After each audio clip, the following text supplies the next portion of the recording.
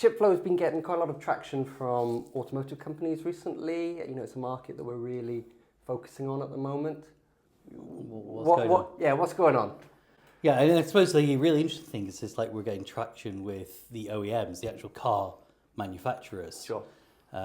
Traditionally, automotive has a very big, long and old supply chain, right? Yeah, it's kind of weird. It's OEMs thinking about making their own chips. Yeah. I suppose the top level thing that's driving this is software-defined vehicle. Sure. Right.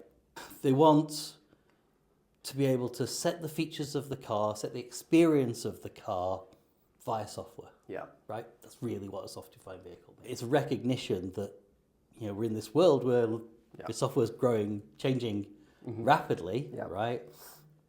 And they need to be able to keep up with that without everyone having to buy a new car. Yeah, sure. Right? So it's a very different world. So still really the current model. There's a few outliers, but the default model really at the moment is you design the car, you spec out all the parts in the car, and you go out, you get the best prices from the best people, and you put them together. Yeah.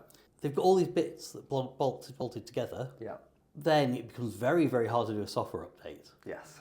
And it also becomes very, very hard to think about what the overall user experience is, like we do in normal software, right? Yeah.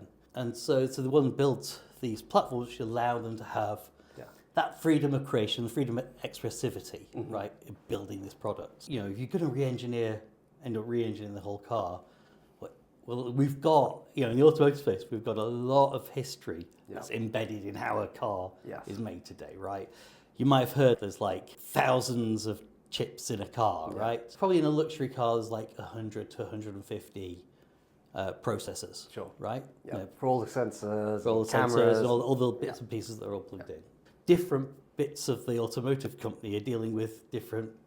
Like you've got the people dealing with comfort and body and security and IVI, the screens in the car, Because the thing with those 100 to 150 processors, each one's got software on. Yeah. Right? Yeah. And that software's probably come from a supplier. Yeah. So if you want to do a software update of the car, that's a lot of things to pull together and make sure they work. Yeah. Companies are looking at that going, okay, let's optimize the hell out of this now where we've got this chance, right? We're changing the architecture. Yeah. Let's do a reset, right? Can we minimize the number of chips? Yeah. Can we really minimize the amount of code that's been floating around? We want all the code to be just in one place. Sure. And we want to own it because that defines the experience of the car. Yeah. It's difficult. Sure. But it's a big opportunity for cars to just get a lot better. Yeah. Right?